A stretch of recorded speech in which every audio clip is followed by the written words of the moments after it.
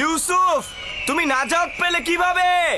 আমি নিজেও জানি না আমি কি করে নাজাত পেলাম। আমাকে বাইরে নিয়ে এসো। এইসব কথা বন্ধ করতে বলো। আমাকে বাইরে নিয়ে এসো। গত রাত কিভাবে কেটেছে তোমার? অনেক ভয় পেয়েছিলাম, বাধ্য হয়ে জীবজন্তুর পাশে ঘুমাতে হয়েছে আমার। কিভাবে পারলে আমাকে এই অবস্থায় রেখে যেতে? কিভাবে পারলে? আমার ভাই হয়ে তোমরা এই অন্ধকার কূপের মধ্যে আমাকে রেখে নিশ্চিন্তে কি করে ঘুমালে? এইটা ছাড়া আর কোনো উপায় ছিল না আমার।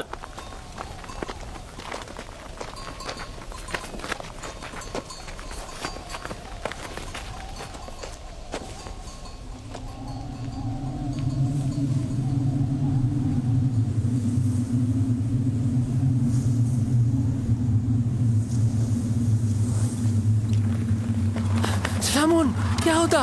দেখো ওটা কি?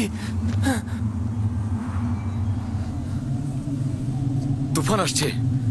তুফান, চলো আমরা কোনো নিরাপদ জায়গায় আশ্রয় নিই। চলো, তুফান আসছে। চলো সবাই। লাভি, এখান থেকে চলো। তুফান আসছে, তুফান। ইউসুফ, তুফান আসছে। আমরা এখন চলে যেতে বাধ্য হচ্ছি। চিন্তা করো না, আমরা আবারও আসবো।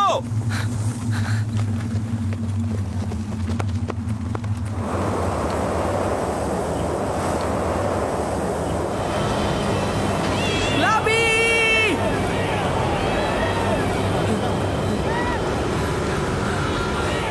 লাবি! বাইরে কি হচ্ছে?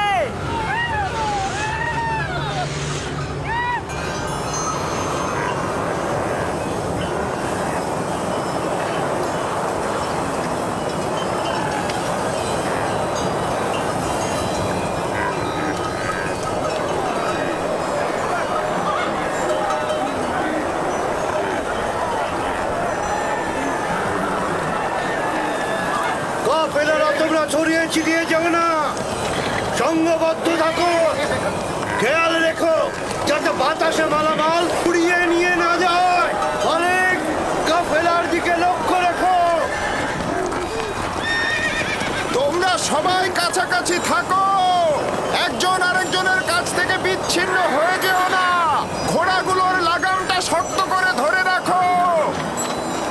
ঘোড়াগুলো সব তৃষ্ণার্ত, আমরা সবাই তৃষ্ণার্ত।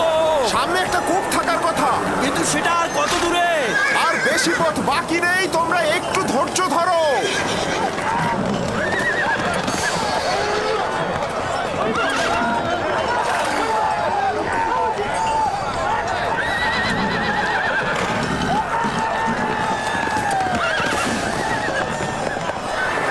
জনাবে মালিক, একটু কষ্ট হলেও পথের দিকে লক্ষ্য রাখবেন, না হলে কিন্তু পথ হারিয়ে ফেলবেন।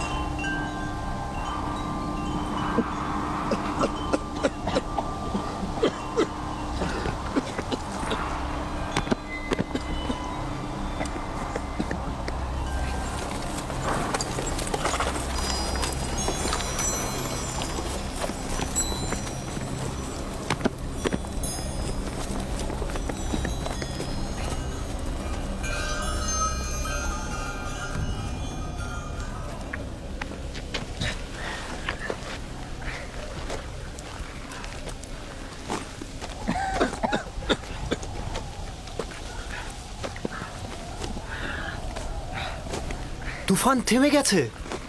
এইটা আবার কেমন তুফান? খুব ভয়ানক তুফান ছিল এটা, কিন্তু হঠাৎ শুরু হলো, হঠাৎই শেষ হয়ে গেল। বুঝলাম না।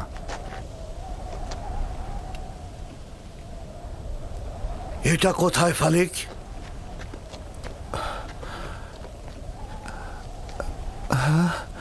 খোদা আমাদের রহম করুক, আমরা তো রাস্তা হারিয়ে ফেলেছি। মনে হচ্ছে আমাদের দিগ্ভ্রান্ত করার জন্যই তুফানটাকে পাঠানো হয়েছে।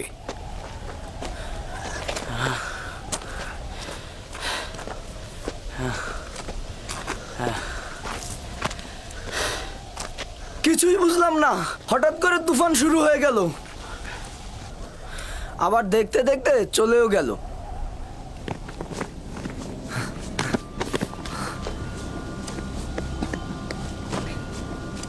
ইউসুফ,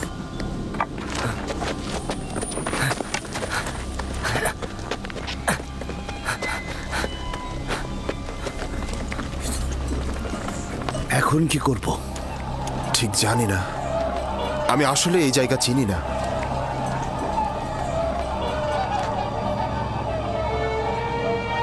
ইউসুফ, তুফান শেষ হয়ে গেছে, ভয় পেও না, আমি এখানে আছি। আমি ভয় পাচ্ছি, আমাকে বাইরে নিয়ে যাও। একটু বোঝার চেষ্টা কর, আমি এটা পারবো না। এই পাখিদের যাতায়াত কোনো নিশানা হবে। আমরা এই দিকেই রওনা হব।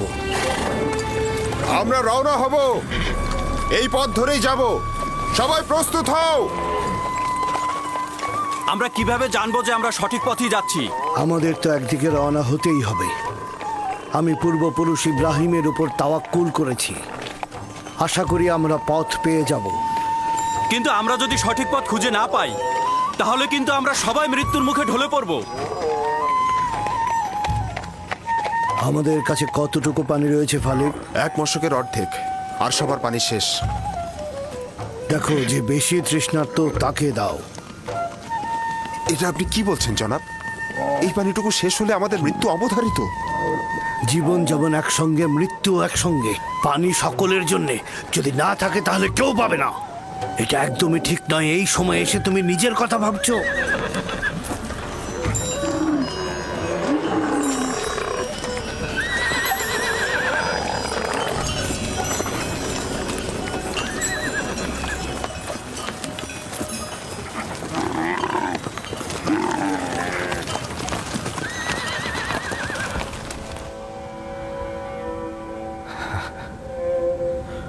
ওর মূল্য কেন বুঝলাম না। ও তো খোদার আমানত ছিল। খোদার তরফ থেকে নির্ধারিত হয়েছিল ও জমিনের নবী হবে।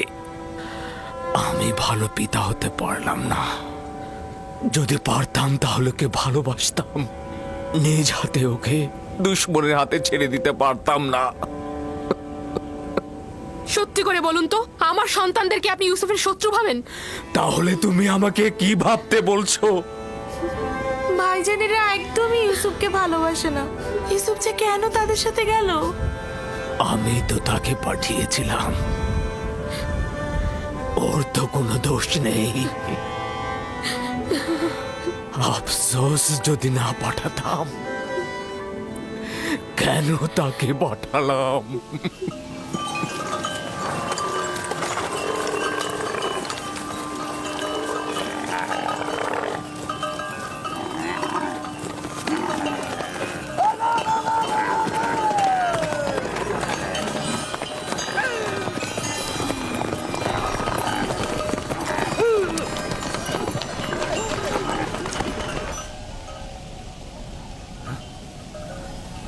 একটু সবুর করো, দেখি শব্দটা কিসের।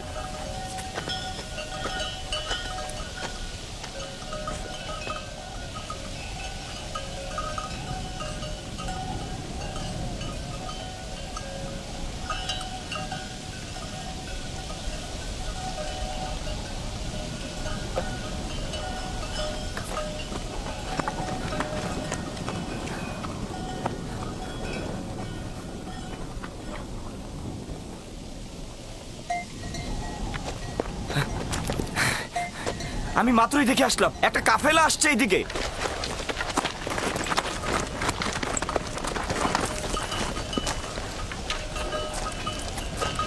সত্যিই তো এদিকে আসছে।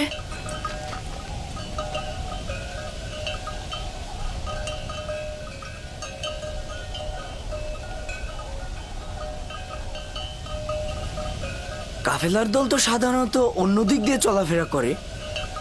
ওরা এখানে কি করছে? ওরা এখানে আসবে না, আমরা এখানেই নিরাপদ থাকবো।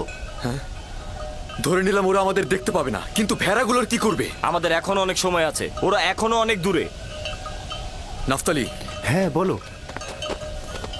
ভেড়াগুলোকে এখান থেকে সরিয়ে ওই টিলার পেছনে নিয়ে যাও, যাতে ভেড়াগুলোকে না দেখা যায়। যাও।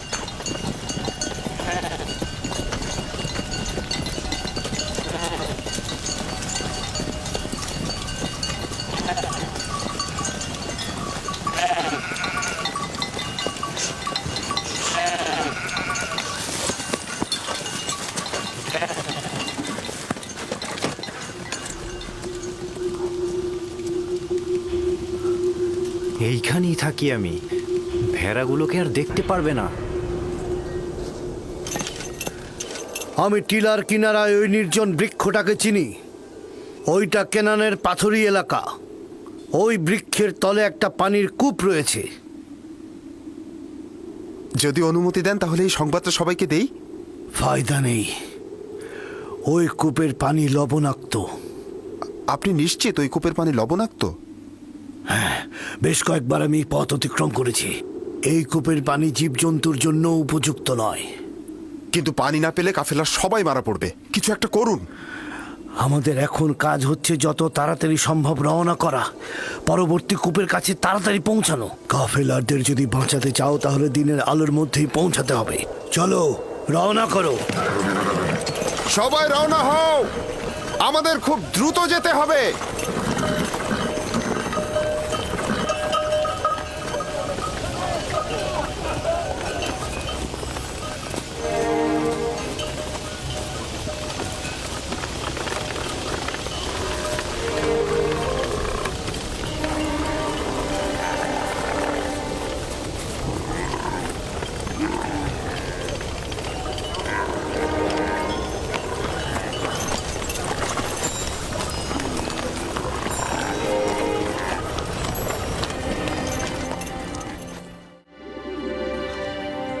হে আমার মেহেরবান খোদা, যদিও আমার ভাইরা আমার উপর জুলুম করেছে, কিন্তু তুমি তো আমার উপর মেহেরবান।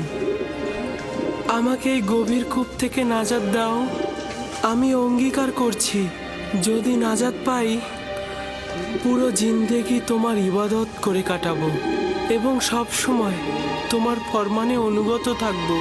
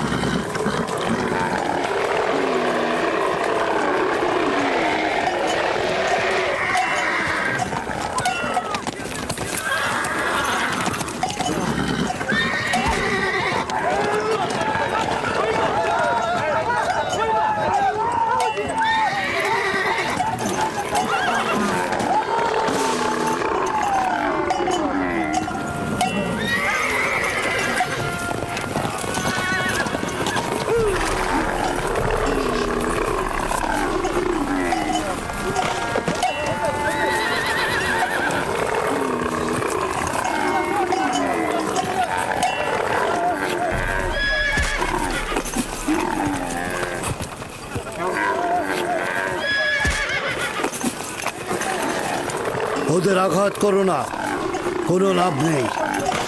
বরং আমরা কিছুক্ষণ এখানে অবস্থান করি।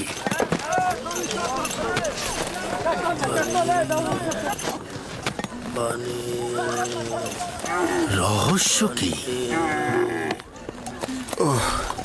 ওরা পানির ঘ্রাণ পেয়েছে। জীবজন্তু তো আর বোঝে না যেটা লবণাক্ত পানি। আমার মনে হচ্ছে এখানে অন্য কোনো ব্যাপার আছে। প্রাণীগুলো এমন করছে কেন? পানি, একটু পানি খাবো, আমাকে একটু পানি দাও, পানি।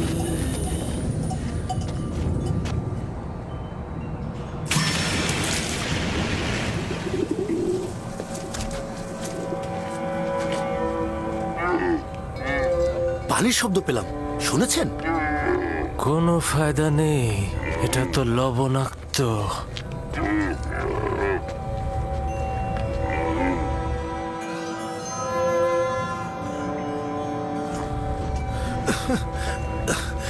আমাকে একটু পানি দাও, আমি পানি খাবো, পানি দাও, দাও একটু পানি। এই কূপের পানি কি সত্যিই খাবার উপযুক্ত নয়? এই বৃদ্ধ লোকটি খুবই অসুস্থ হয়ে পড়েছে জনাব। আমরা এখান থেকে কিছু পানি উত্তোলন করি, আর কেউ না হোক প্রাণীগুলো তো খেতে পারবে। শুধু শুধু নিজেকে কষ্ট দিও না, বললাম তো এটা লবণাক্ত। তুলে দেখি না কি হয়। যা ইচ্ছা করো। বালতি নিয়ে এসো।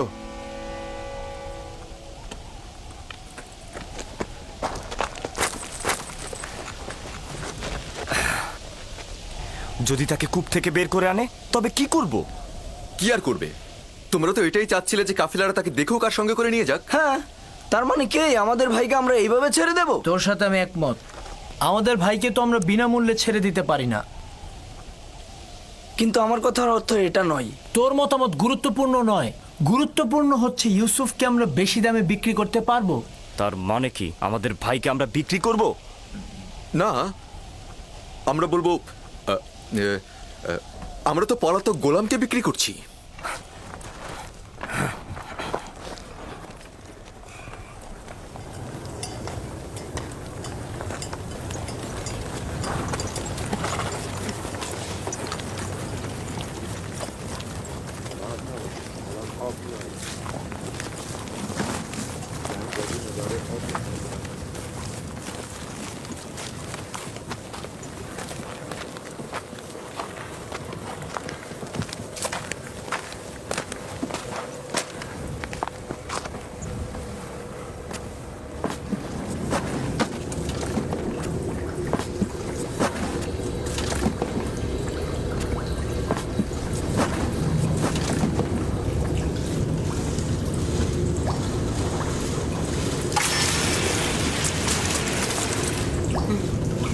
আমি এটাতে করেই উপরে উঠবো।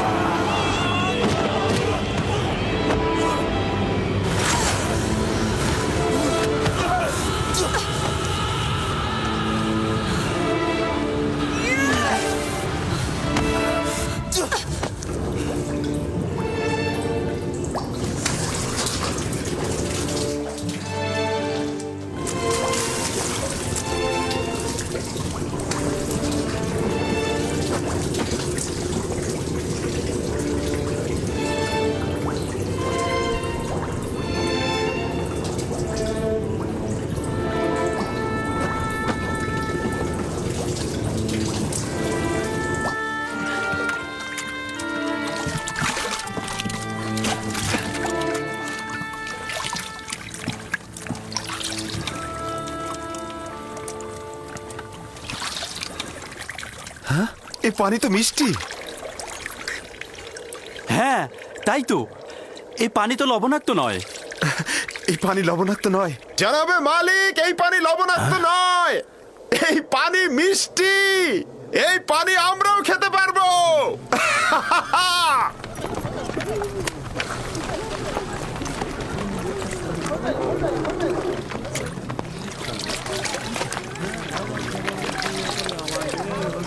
আজব ব্যাপার। হ্যাঁ, একটু মুখে নিয়ে দেখুন, কত সুমিষ্ট। এটা একটা আজব ঘটনা। কি এমন ঘটলো যে লবণাক্ত পানি মিষ্টি হয়ে গেল?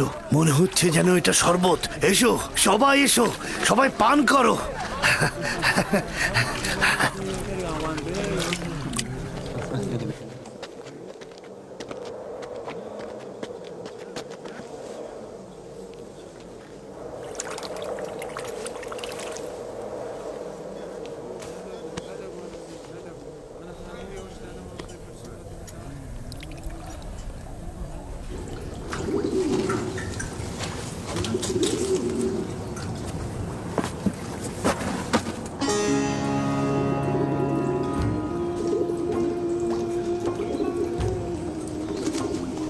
তুমি হলে বান্দাদের নাজাতের প্রতিনিধি, আর এরা হলো তোমার নাজাতের প্রতিনিধি। বালতির উপরে বসে পড়ো, যাতে কূপ থেকে নাজাত পাও। এই কূপ থেকে বের হয়ে কি আমি আব্বাজানের কাছে যাব? না, খোদা তাআলার এটাই ইচ্ছা, তুমি হবে বান্দাদের নাজাতের প্রতিনিধি। এই কাফেলার সঙ্গে দূরের কোনো দেশে চলে যাবে। তাহলে আমার আব্বাজানের কি হবে? আমি তো তাকে ভালোবাসি। তিনি অবশ্যই তোমার বিচ্ছেদে ধৈর্য ধারণ করবে, এটাই পরবর্তীকারের ইচ্ছা। আর কাফেলাদের কাছে তোমার ঠিকানা গোপন রাখবে। পারতপক্ষে তাদের প্রশ্নের খুব কম উত্তর দেবে। কিন্তু আমার পিতা তো আমার বিচ্ছেদ সহ্য করতে পারবে না। বিচ্ছেদের শোক তো মৃত্যুর শোকের চাইতেও উত্তম। যদি পিতার কাছে ফিরে যাও, তোমার ভাইরা তোমাকে হত্যা করবে। সুতরাং নীরব থাকো, পরওয়ারদিগারের ইচ্ছার মূল্যায়ন করো।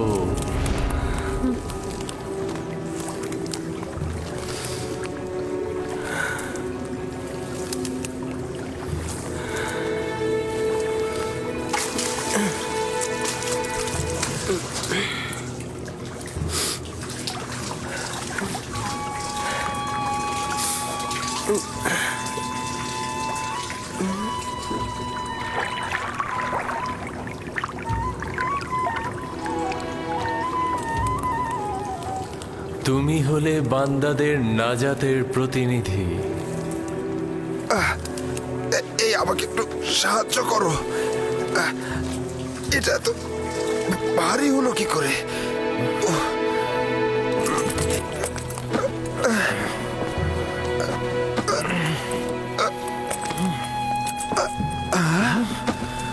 আরে আরে এই বালতির মধ্যে এটা কি? জানাবে মালিক, তুমি কি ফেরেশতা না ইনসান? ওঠো।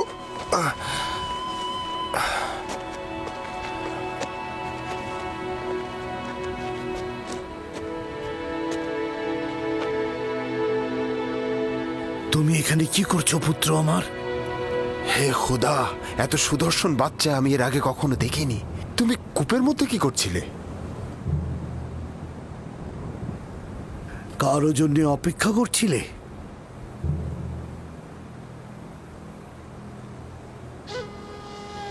নীরব কেন আছো?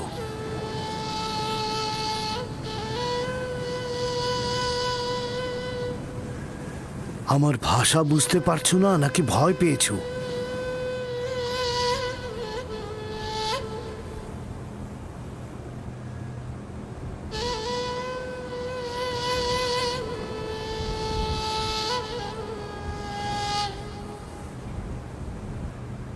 সব কিছু বলে শেষ করার আগেই ওর মুখটা বন্ধ করে দিতে হবে।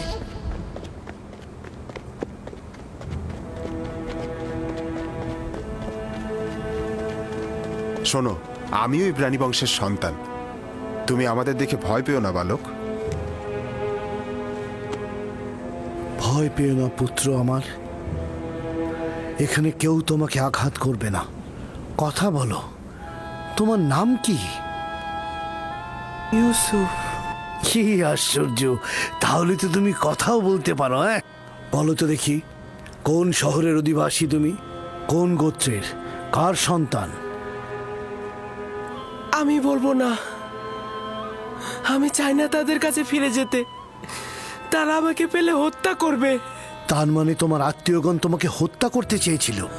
ওরাই আমাকে এই কূপে ফেলে দিয়েছিল। কিন্তু কি করা যাবে, তোমাকে তো ফিরতেই হবে। আমাকে তোমাদের সঙ্গে নিয়ে যাও। আমি বাড়িতে ফিরতে চাই না। তোমার পিতামাতার তাহলে কি হবে? না, আমি পারবো না তোমাকে নিয়ে যেতে। তাহলে আমাকে অনুমতি দাও, আমি এমন জায়গায় চলে যাই যেখানে আমাকে কেউ খুঁজে না পায়।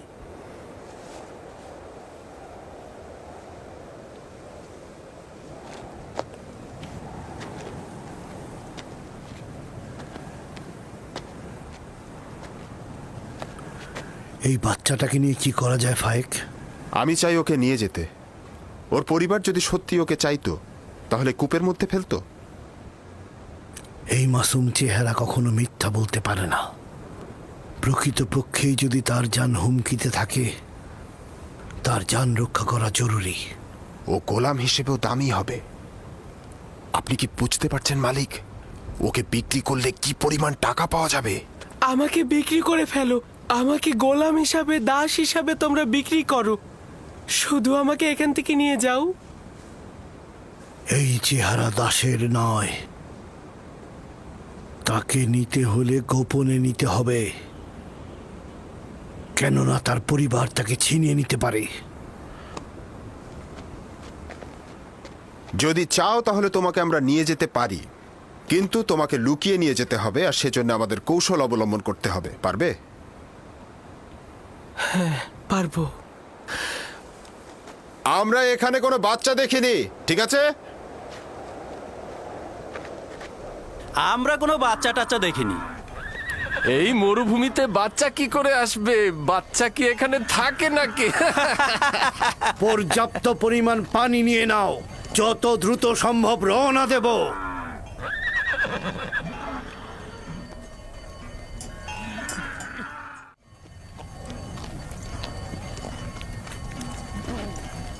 এরা কারা? এরা দস্যু নয় তো? সবাই অস্ত্র নিয়ে প্রস্তুত হও।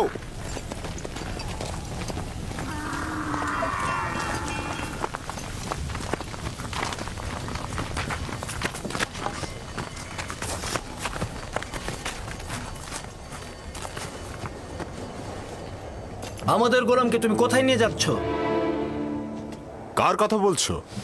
যাকে কূপের ভেতর থেকে বের করে এনেছো, যে তোমাদের পেছনে লুকিয়ে আছে। তোমাদের গোলাম কূপের ভেতর কি করছিল? সে নিজেকে কূপের মধ্যে নিক্ষেপ করেছে, আমরা তো করিনি। তাকে বাঁচাওনি কেন? আমরা তো তাকে বাঁচানোর জন্যই দড়ি আনতে গিয়েছিলাম। যাই হোক না কেন, সে এখন আমাদের গোলাম। কোনো প্রকারে যদি সে নিজে না চায় তোমাদের সাথে যেতে, তার এইটা করার কোনো অধিকারই নেই। গোলাম তার মালিকের ইচ্ছার অনুগত। যদি সে স্বীকার করে তোমাদের গোলাম, তাহলে যদি স্বীকার না করে, তাহলে মনে হচ্ছে নিয়ে যাবে। কাফেলার শক্তির কাছে তোমাদের শক্তি নগণ্য। আমরা ওকে ফেরত দেব না। তোমরা নিজেরাই তাকে জিজ্ঞাসা করতে পারো, সে নিজে থেকেই বলবে সে আমাদের গোলাম।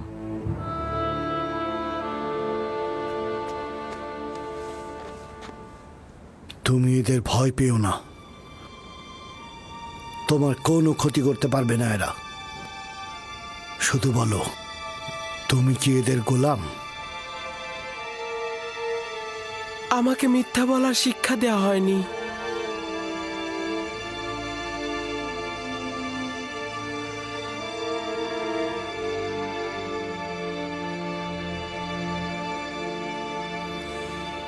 এরা বয়োজ্যেষ্ঠ ও আমার ইচ্ছার মালিক। আমি তাদের কিনারায় বড় হয়েছি, তারা আমার অধিবাসী। শুনলে তো, সে নিজেই বলেছে সে আমাদের গোলাম। ওর কথায় এখনো কিছু স্পষ্ট হয়নি। তুমি নির্ভয়ে আমাকে বলো, তুমি কি এদের গোলাম?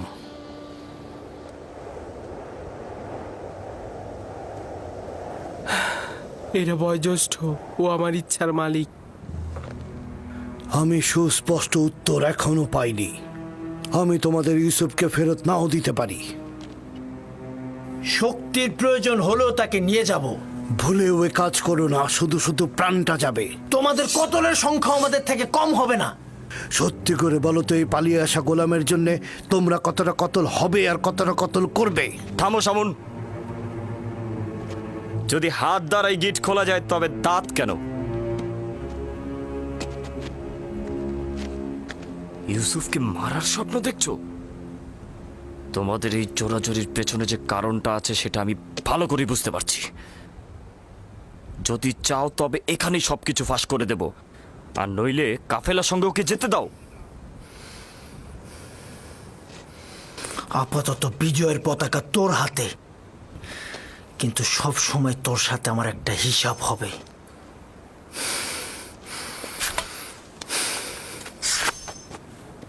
এই গোলামের মালিকানা পাওয়ার জন্যে আমার মনে হয় না কোনো রক্তপাতের দরকার আছে। ইউসুফের মালিক হব কি হব না সেটা পরের ব্যাপার। আপাতত এটা বাদ দিচ্ছি। তুমি কি তোমার মালিকদের সঙ্গে যেতে চাও?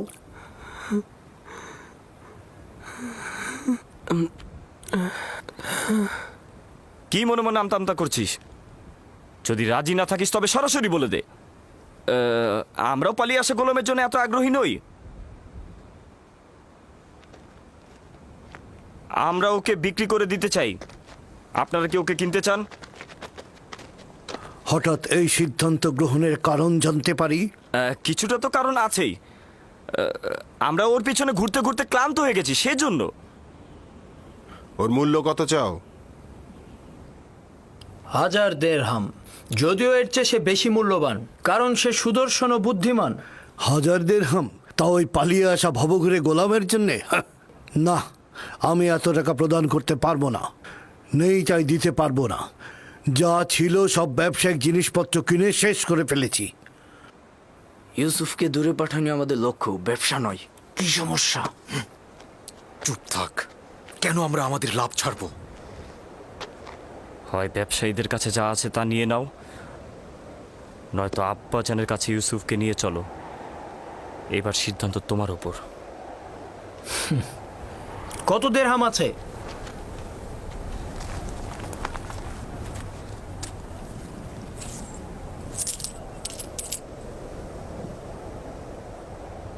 সব মিলিয়ে 18 দিরহাম। জানি ইউসুফের জন্য এটা পর্যাপ্ত নয়। আমাদের এত ইউসুফকে বেশি দামে বিক্রি করার লোভ নেই। হ্যাঁ, ও তো অনেক সস্তা। দুনিয়াতে ওর কোনো মূল্যই নেই। এমনকি আমাদের ভেড়াগুলোর যে মূল্য আছে সেটা ওর নেই। দেখতেই তো পাচ্ছেন কি করে ব্যবসায়িক উদ্দেশ্য গোপন করে ওকে আমরা স্বল্প মূল্যে বিক্রি করে দিচ্ছি। নিশ্চিত থাকো, এই উপহাসের জবাব তুমি নিশ্চয়ই পাবে। কি হলো? তোমাদের গোলামকে কি তোমরা বিক্রি করবে না? করব, বিক্রি করব। তবে আমাদের কিছু শর্ত আছে। কি শর্ত? প্রথমত, ওকে তোমরা বেঁধে নিয়ে যাবে যাতে পালাতে না পারে। আর দ্বিতীয়ত, ওকে দূরের কোনো দেশে নিয়ে যাবে যাতে সে কোনোদিন আর ফেরত আসতে না পারে।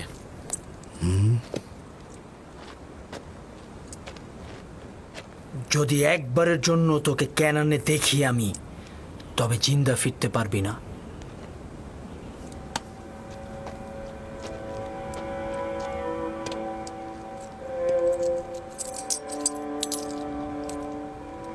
আমি যে কিনলাম তার সনদ লাগবে, নইলে এই গোলামকে আমি কোথাও বেচতে পারবো না।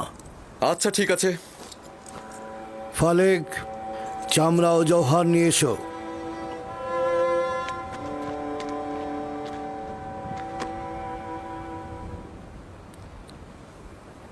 চিন্তা করিস না, এরা আমাদের চেয়ে উত্তম।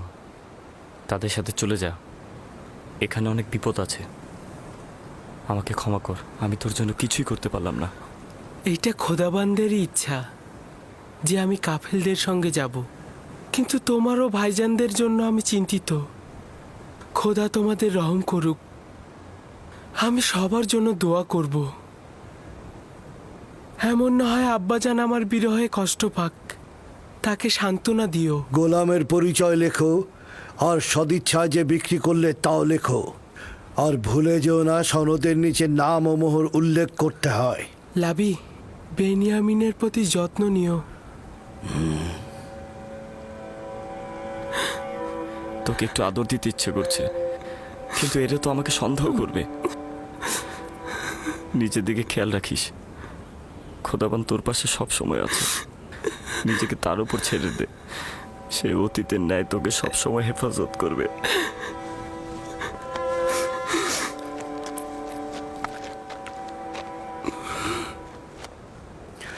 গোলামের হাত বেঁধে ফেলো।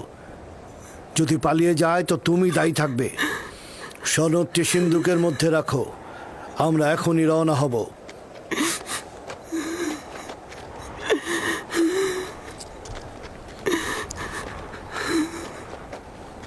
চলো যাই। যাব, তবে নিশ্চিত হয়েই আমাদের যেতে হবে।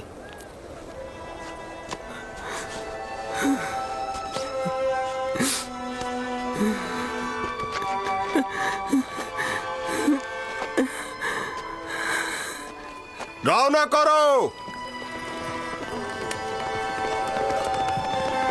চলো যাই।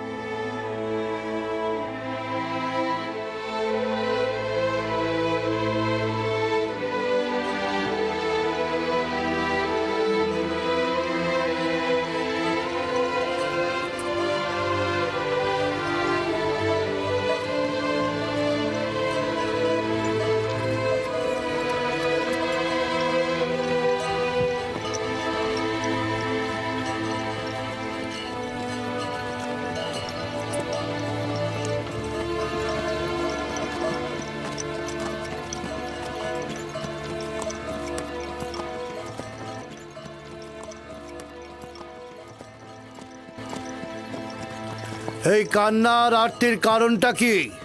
যদি আমার বিক্রেতাদের সঙ্গে খোদা হাফেজি করতে পারতাম, কেউ আমার সাথে খোদা হাফেজি করলো না। আজব, আমি তো তাদের মধ্যে তোমার জন্য কোনো দয়াই দেখলাম না, আর তোমারও তো তাদের জন্য ভয় ছাড়া আর কিছুই ছিল না। আর তুমি কিনা তাদের সাথে খোদা হাফেজ করার জন্য ব্যাকুল। এটা কি ধরনের আসক্তি? যদিও তারা আমাকে অনেক ঘৃণা করে, কিন্তু আমি তো তাদেরকে অনেক ভালোবাসি। তোমার জন্য এটাই ভালো হবে অতীতের সবকিছু ভুলে যাওয়া, কারণ আজ থেকে তুমি আমার গোলাম।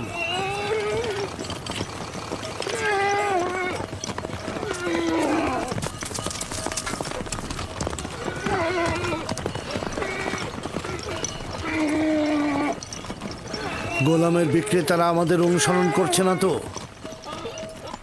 জানি না কি ছলচাতুরি তার সঙ্গে করা হলো। না ওরা আমাদের সঙ্গে গোলমাল করতে চাইলো, না সহজে গোলামটাকে ছেড়ে দিল, আবার মাত্র 18 দিরহামে বিক্রিও করে দিল। আমিও ঠিক বুঝলাম না ওরা কি চাইছিল।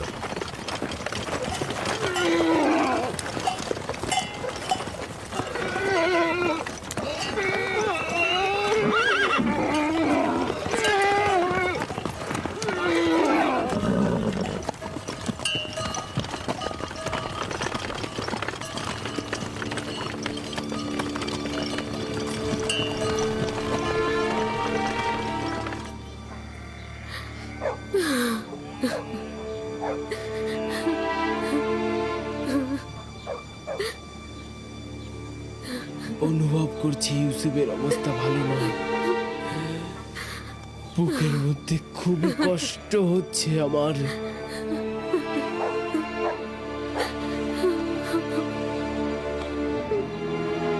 আরেকটা দিন শেষ হতে চলল।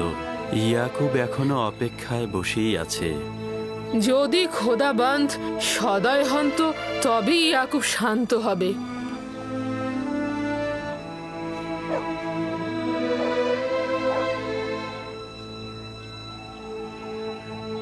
আমার মনে হচ্ছে এই ঘটনার জন্য আমিই দায়ী। খোদাবন্দ আমাদের ক্ষমা করুক। আমি শুধু চেয়েছিলাম ইউসুফ যেন নেতৃত্ব না পায়, ও কতল হোক এটা আমি চাইনি। ইয়াকুব নবী বিশ্বাস করছে না, কিন্তু ইউসুফ তো কতল হয়েছে।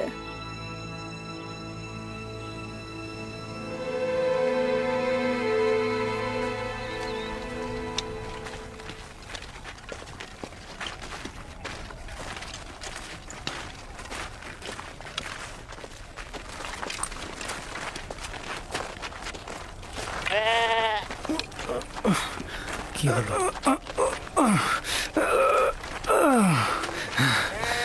কি হয়েছে? হ্যাঁ,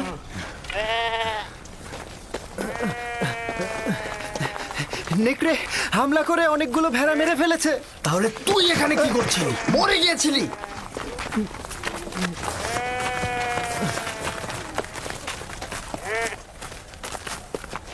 নেকড়ের সংখ্যা অনেক ছিল আর আমি সেখানে একা ছিলাম। কয়েক দিক থেকে আক্রমণ করেছে, এখানে আমার দোষটা কি? আজ পর্যন্ত নেকড়ে একটি ভেড়াকেও মারতে পারিনি, আজ এমন কি হলো? আরো অনেক কিছু ঘটবে। এখন থেকে আরো অনেক বালা মুসিবতের জন্য অপেক্ষা করো। একে একে আরো অনেক বাধার সম্মুখীন হব আমরা। এটা তো মাত্র শুরু, আরো কত বাকি আছে। নেকড়েগুলো যে আমাদের হামলা করেনি এটাই তো অনেক। আমি তোর কথা সহ্য করতে করতে ক্লান্ত হয়ে গেছি।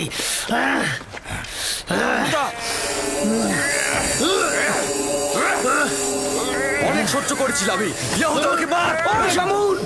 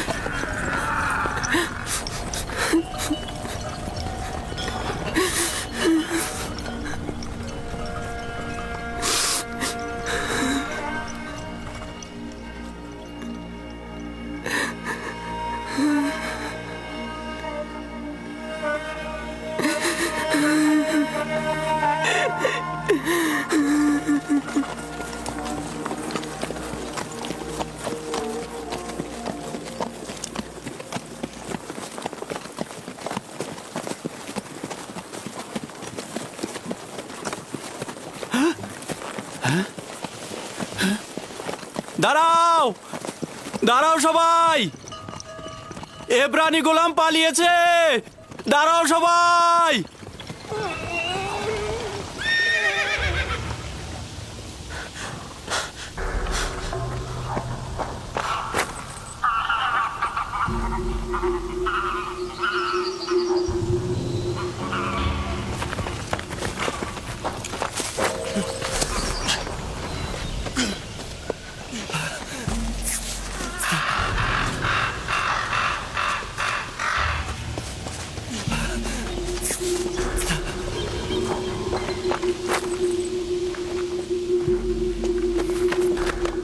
ইউসুফকে দেখেছো? ওই যে ওই বাচ্চাটার কথা বলছি। আমি তো দেখিনি ওকে। কখন নিয়ে আসলে? সঙ্গে করে এনেছিলাম, এখন দেখি ও নেই। তার সাথে তোমার কি কাজ?